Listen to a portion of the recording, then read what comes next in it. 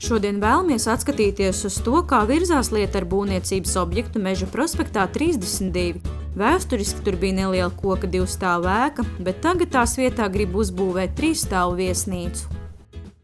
Tā bija koka arhitektūra, ļoti interesanta celtne ar atbilstošu savu autentisko, oriģinālu apbūves raksturu, arī detaļām, kas tur bija, zemes gabala novietne. Tas viss bija ļoti, ļoti augstvērtīgi.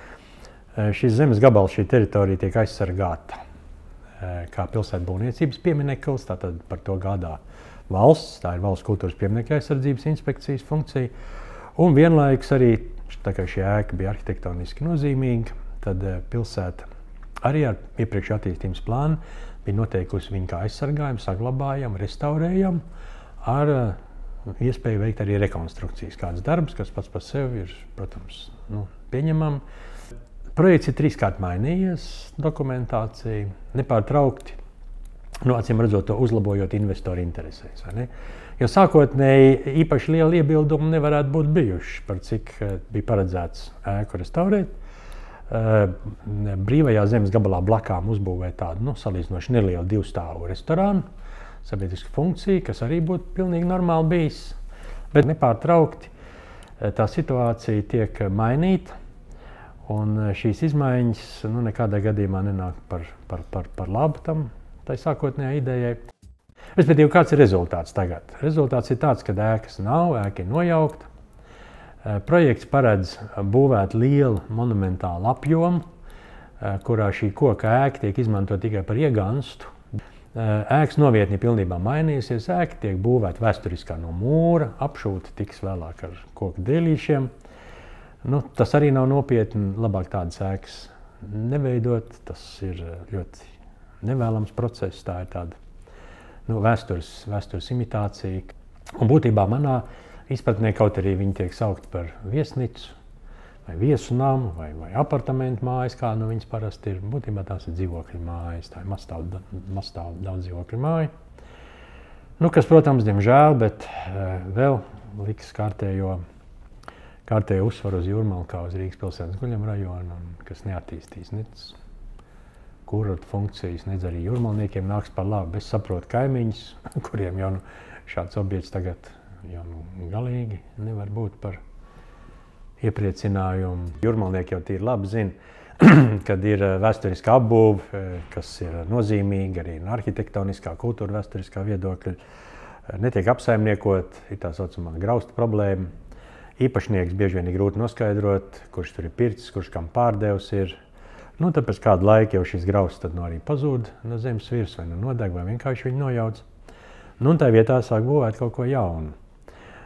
Principā ir tāda norādījuma spēkā juridiski, kad, ja gadījumā tur ir bijušas koka ēkas, un tā vietā grib būvēt tomēr kaut ko jaunu, nevar veco saglabāt, tad arī vietā ir jāparādas atbilstoši gan no funkcionālā, gan arī no arhitektoniskā viedokļa, kaut kam līdzīgam. Ne jau no kopijas, bet kaut kam tādam, kas ir mūsdienīgs, bet kas arī ietilpst kultūra vidē. Jūrmalā, diemžēl, tas netiek ievērots, tas tā nav. Un mēs redzam, tā vietā slienamies diezgan liels, masīvs, monumentāls mūra nams, kas pārsvarā gandrīz visas ir daudz dzīvokļu ēkas. Un tā ir ļoti liela problēma. Tā ir problēma ne tikai attiecībā uz kultūra vides izmaiņu, tā ir problēma attiecībā uz to, ka mēs pazaudējam vispār pilsētas īpatnējo raksturu, ka Jūrmala pārvērš par guļamrajonu. Bet tā ir problēma arī kaimiņiem, tāpēc, ka cilvēki, kas ir raduši tur dzīvot un kur, nav vēl pārdevuši savus zemes gabalus un grib tomēr to Jūrmalu paturēt par savu, viņam līdzās pēkšņi parādās kaut kas tik ērmots un pilnīgi nesaderīgs ar to iepriekšējo arī dzīves ritmu un stilu. Un nevienam taču nav patīkami, kad tur kāds tagad no 2., 3. stāva logiem pēkšņi, kur kādreiz bijušas spriedzes, sāk vērties tavā pagalmā, un īpašuma vērtības strauji mainās attiecībā uz tiem citiem ļaudīm, kas ir tie jūrmalnieki un kas tur turpina dzīvot un grib dzīvot. Ja? Pēc būvniecības likuma pašvaldībai ir jānodrošina publiskā apspriešana, ja būvniecība būtiski ietekmē iedzīvotāju sadzīves apstākļus. Kā pierāda tiesu prakse, būvatļaujas objektiem, par kuriem nav rīkota sabiedriskā apspriešana, bet kur celtniecības rezultātā būtiski mainās kaimiņu sadzīves apstākļi un samazinās nekustamā īpašuma vērtība, tiek atzītas par pretiesiskām un ir atceltas. Piemēram, administratīvā tiesa 2006. gada 1. martā par pretiesisku atzinusi būvatļauju ēkas celtniecībai Jūrmalā, Asaros Dzimtenes ielā 13. Tur 2 stāvu koka mājas vietā attīstītāji bija iecerējuši uzbūvēt daudz dzīvokļu dzīvojamo māju. Iesākās tā, kad vēl nebija izrakt būvbedri, ka es jau griezos Jūrmalas domē ar lūgumu apturēt to, jo es uzskatīju, ka tas ir nelikumīgi. Jūrmalas doma man neatbildēja 3 nedēļas un atļauj turpināt darbus viss te. Notika rakšanas, pamatliešanas, viss. Un tad pēc 3 nedēļu atbildēja, ka esot man sūdzību nepamatot, ka viss ir kārtībā.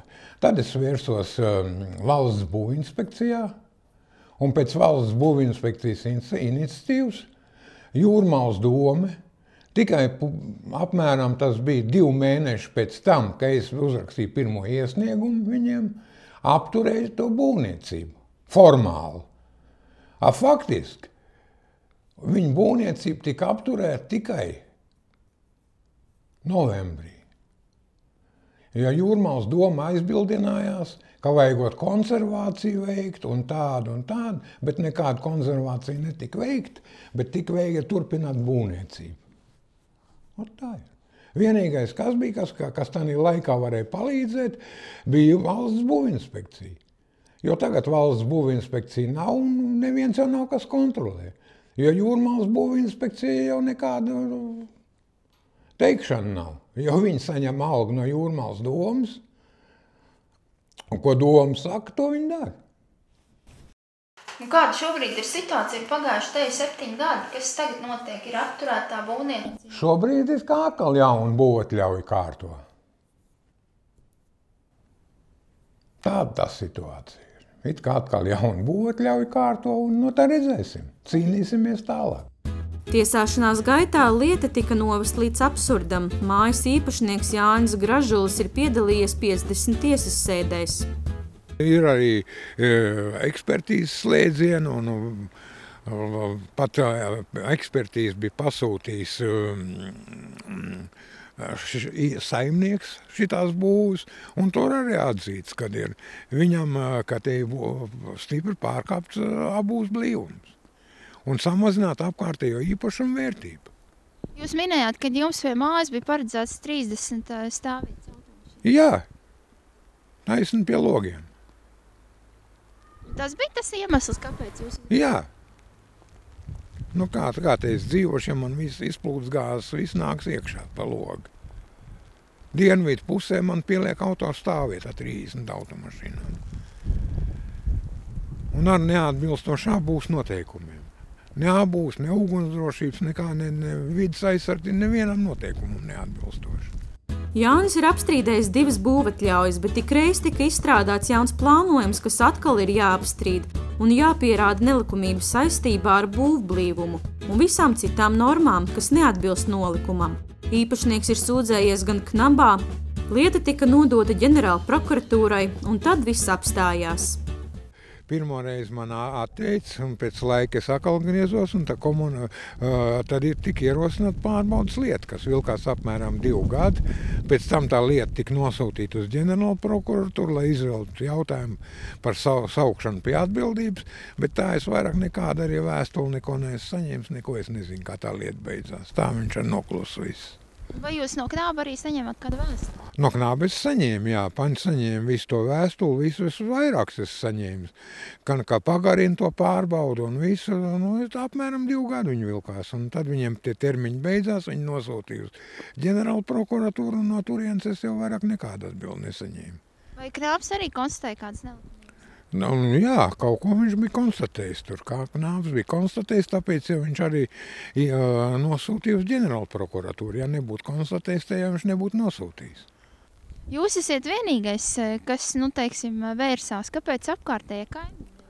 Nu, tāpēc, ka te kaimiņi pirmkārt ir ļoti mazi un viņi ir ļoti veci. Viņi jau visiem ir pārpa 70 gadi. Nu, tāpēc jau speciāli tādu vietu bija izraudzīta. Domāju, ka neviens nevērsīsies te. Tā jau Jūrmalā dara, te izraugās tādu vietu, apstās, ka neviens tur blakus nav neko, un tad tik uz priekšu. Administratīvā tiesa ir definējusi virkni faktoru, kas ļauj noteikt, vai realizējot konkrēto būvi ievērojami tiek pasliktināti iedzīvotājs atdzīves apstākļi. Vērā ņem to, ka, piemēram, tiek samazināta esošā apstādījuma teritorija, palielinās troksnis, abūves blīvums un izplūdes gāzu emisijas. Pēc šiem kritērijiem būvniecība Meža prospektā 32 un Edinburgas prospektā 101 ievērojami pasliktinās apkārtējo iedzīvotājs atdzīves apstākļus, jo pēc plāna te grib uzbūvēt viesnīcu ar 42 numuriem, kurā varētu uzturēties līdz pat 100 cilvēkiem. Tas nozīmē, ka blakus esošais nekustamais īpašums robežojas ar vietu, kur būtiski pieaugs gan trokšņa līmenis, gan izplūdes gāzes emisijas, un blakus dzīvojošie kaimiņi tam nepiekrīt. Protams, ka es esmu ļoti sašuts un es esmu Latvijas pilsonis, un man nav vienaldzīgi, kas notiek Latvijā un kā attīstās Latvijā. Un īpaši es savā laikā atceros, kad es izvēlējos būvēt savu personīgu māju Jūrmalā, bet mēs esam godīgi cilvēki, mūsu ģimeni. Mēs pateicam, ne, būvēsim šeit, lai nevienam nebūtu iespējas mūsu tur pārmest mums par to, ka mēs tur aizgājām Jūrmalā, tieši pie jūras būvējam māju. Un tajā vietā bija drausmīgs, kas tikai nebija. Tur bija 3 sagrautu māju, koku māju, un mēs viņu pavisam tā kā parks iztaisījām un tādu māju uzbūvējām. Ja blakus man bija 2 stāvu māja, tā bija vēsturiska māja, es savā laikā gribēju izpirkt šo zemes gabalu un uzbūvēt tur viesmāju, bet man kategoriskā formā aizliedz pārbūvēt šo māju, 2 stāvu māju, pateikuši, ka tā ir vēsturiskais objekts, jūs varat tikai remontu iztaisīt. Tad es padomāju, priekš kam tad es to zemes gabalu pirkšu tikai tāpēc, lai remontu tur taisīt. Ģimene bija pret to un redzēt. Un tagad es jau vēl neko neteiktu. Ja tajā pašā vietā to māju sadedzināja, neviens nenies atbildību. Un es vēl piekrīstu, ja tajā pašā fundamentā, kur ir uzbūvēt tādu pašu projektu, 2 stāvu māju, man nekas pret nebūtu, lūdzu. Bet tagad jau pavisam tādu iztaisīt, izkropļot visu to Jūrmalu. Es pats sašuts esmu, jūs ziniet, nekāda aptauja nebija, ne ar manim neviens nerunāja, nekonsultējies. Vai tā var darīt? Blakus esošā nekustamā īpašuma īpašnieks Kirovs Litmans ir vērsies Jūrmales pilsētas domē ar lūgumu atcelt Jūrmales pilsētas domas būvvaldes 2011. gada 10. jūnijā izdoto būvatļauju atpūtas iestādē Edinburgas prospektā 101 un būvvaldes komisijas 2011. gada 26. augustā pārreģistrēto būvatļauju objektam dzīvojamās mājas rekonstrukciju par viesnīcu Meža prospektā 32. Es arī, protams, pievienojos tiem jūrmalniekiem, kuri kārtējo reizi var izteikt savu sašutumu vai savu neapmierinātību ar to, kā tas pilsētā notiek. Žēl, ka tas notiek viss ar pilsētas dienestu atbalstu, pilsētas arhitektu atbalstu, pilsētas politiķu atbalstu. Diemžēl arī Valsts kultūras pieminekļu aizsardzības inspekcija ir inerti pret šiem jautājumiem. Viņi tā ļaujās. Ja tā Jūrmala tā grib, lai tas tā arī notiek, ko mēs tur jauksimies iekšā. Ja? Tas ir ļoti slikti. Mēs tā pakāpeniski zaudējam Jūrmalu. Domāju, ka zaudējam arī Latviju. Jūrmales pilsētas doma 3 reizes ir pagarinājusi lēmumu pieņemšanu par abu būvatļauju atcelšanu un noteikusi, ka galīgais lēmums tiks pieņems līdz šī gada 20. martam. Iesniedzējs paļaujas uz to, ka doma apzinās šajā gadījumā kaimiņu argumenti par savu nekustamā īpašuma vērtības saglabāšanu ir pamatoti, un tādēļ abas izsniegtās būvatļaujas ir atceļamas.